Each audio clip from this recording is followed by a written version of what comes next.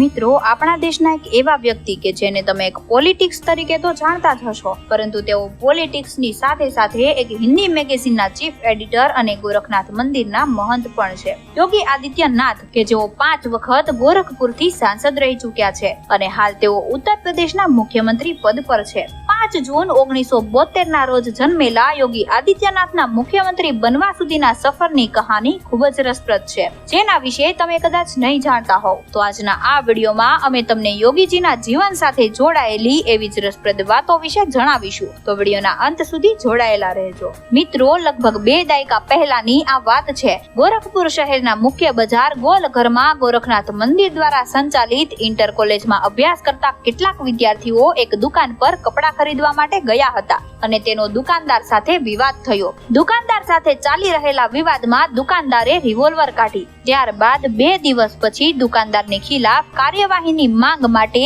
એક યુવા યોગીની આગેવાની હેઠળ વિદ્યાર્થીઓએ એક હિંસક પ્રદર્શન કર્યું અને તેઓ એસએસપી અવાજની દિવાલ પર પણ ચડી ગયા. આ યુવાન યોગી બીજું કોઈ નહીં પરંતુ ખુદ યોગી આદિત્યનાથ હતા, જેમણે થોડા સમય પહેલા જ 15 ફેબ્રુઆરી 1994 ના રોજ નાથ સંપ્રદાયના સૌથી પ્રમુખ મઠ ગોરખનાથ મંદિરના ઉત્તરાધિકારીના રૂપમાં પોતાના ગુરુ શ્રી અભેદ્યનાથજી પાસેથી શિક્ષા પ્રાપ્ત કરી હતી. ગોરખપુરના રાજકારણમાં એક એંગ્રી યંગ મેનની આ ધમાકેદાર એન્ટ્રી હતી. આ એ સમય હતો કે જ્યારે ગોરખપુરની રાજનીતિ પર 2 બાહુબલી નેતા હરિશંકર તિવારી અને વિરેન્દ્ર પ્રતાપ શાહીની પકડ કમજોર થઈ રહી હતી. યુવાઓ તથા ખાસ કરીને ગોરખપુર વિશ્વવિદ્યાલયના દરેક વિદ્યાર્થીઓને આ એંગ્રી યંગ મેનમાં હિન્દુ મહાસભાના અધ્યક્ષ રહેલા મહંત દિગ્વિજયનાથની છબી દેખાતી હતી અને તેઓ એવી જ ઉમ્મીદ સાથે યોગી આદિત્યનાથ સાથે જોડાતા ગયા. અને આજે આ યોગી હિન્દુત્વના સૌથી મહાન નેતાના રૂપમાં સ્થાપિત થઈ ચૂક્યા છે.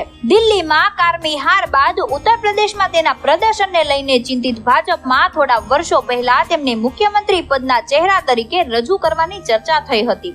માર્ચ 2016 દરમિયાન ગોરખનાથ મંદિરમાં થયેલી ભારતીય સંઘ સભાની ચિંતન બેઠકમાં આરએસએસના મહાન નેતાઓની હાજરીમાં યોગી આદિત્યનાથને મુખ્યમંત્રી બનાવવાનો સંકલ્પ લેવામાં આવ્યો. ત્યારે સંતોએ કહ્યું હતું કે 1992માં જ્યારે અમે સાથે આવ્યા ત્યારે આપણે આખું માળખું તોડી નાખ્યું હતું, તો હવે કેન્દ્રમાં આપણી પોતાની સરકાર છે. સુપ્રીમ કોર્ટનો નિર્ણય આપણી તરફેણમાં આવી જાય તો પણ પ્રદેશમાં મુલાયમ કે માયાવતીની સરકાર સત્તા પર હશે તો રામ જન્મભૂમિ મંદિર નહીં બની શકે, જેથી આપણે યોગી આદિત્યનાથને મુખ્યમંત્રી બનાવવા જોઈએ. ઉત્તરાખંડના ગ્રહવાલના એક નાનકડા ગામમાંથી આવેલા આ અજયસિંહ બિષ્ટના યોગી આદિત્યનાથ બન્યા પહેલાના જીવન વિશે ખૂબ ઓછા લોકો જાણતા હશે.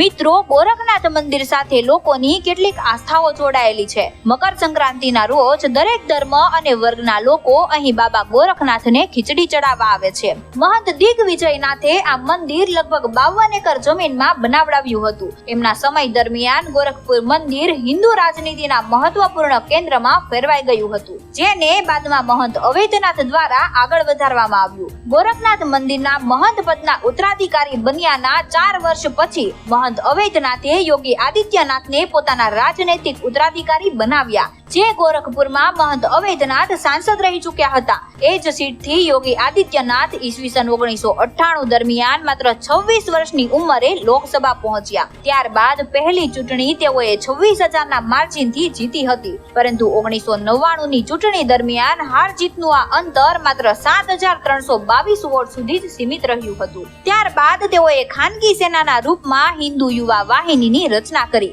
જેને તેઓ સંસ્કૃતિ સંગઠન કહે છે, જે ગ્રામ રક્ષા દળના રૂપમાં હિન્દુ વિરોધી, રાષ્ટ્ર વિરોધી, માઓવાદી વિરોધી પ્રવૃત્તિઓને નિયંત્રિત કરે છે.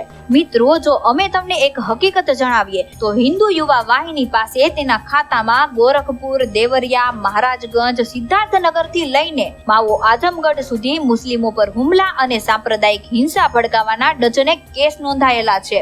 ખુદ યોગી આદિત્યનાથ પર હત્યાના પ્રયાસો, રમખાણું, સામાજિક સંવાદિતાને નુકસાન પહોંચાડવા, 2 સમુદાયો વચ્ચે નફરત ફેલાવી, ધાર્મિક સ્થાનને નુકસાન પહોંચાડવા જેવા આરોપો હેઠળ 3 કેસ નોંધાયેલા છે. કેટલીક ઘટનાઓમાં યોગી આદિત્યનાથના નામનો પણ ઉલ્લેખ છે. આ ઘટનાઓની શરૂઆત મહારાજગંજ જિલ્લાની પચરુખિયા ઘટનાથી થાય છે, જેમાં સમાજવાદી પાર્ટીના એક નેતાના સરકારી ગનર સત્યપ્રકાશ યાદવ યોગી આદિત્યનાથના કાફલામાંથી છોડવામાં આવેલી ગોળીથી માર્યા ગયા હતા. આ કેસ CBCID ને સોંપવામાં આવ્યો હતો અને તેણે યોગીને તપાસમાં ક્લીન ચીટ આપી હતી. જોકે સમાજવાદી પાર્ટીના નેતાની જીદને કારણે મામલો હજુ પણ ચાલી રહ્યો છે.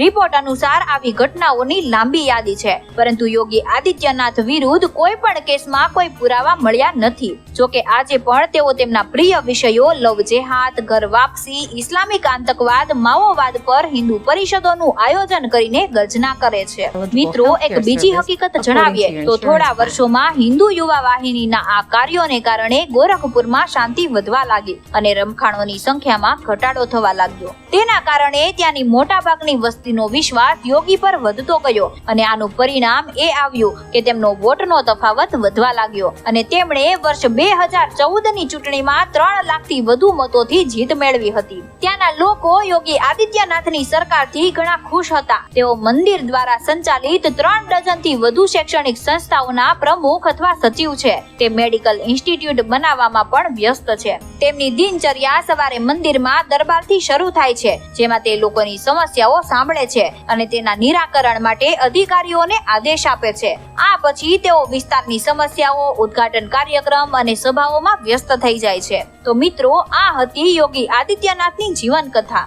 આ વિડીયોમાં અમે તટસ્થ વલણ જાળવવાનો શક્ય તેટલો પ્રયાસ કર્યો છે, પરંતુ જો ભૂલથી અમે કોઈની તરફેણ કરી હોય તો અમે તમને અગાઉથી જણાવી દઈએ કે આ વિડીયો કોઈ સમુદાય કે જૂથ સાથે સંબંધિત નથી. વિડીયો અમારા ઇન્ટરનેટ સંશોધન પર આધારિત હતો. તો મિત્રો, વિડીયો વિશેનો તમારો અભિપ્રાય કોમેન્ટમાં જણાવો અને તમને અમારો વિડીયો પસંદ આવ્યો હોય તો વિડીયોને લાઈક કરો અને વધુમાં વધુ શેર કરો. ધન્યવાદ.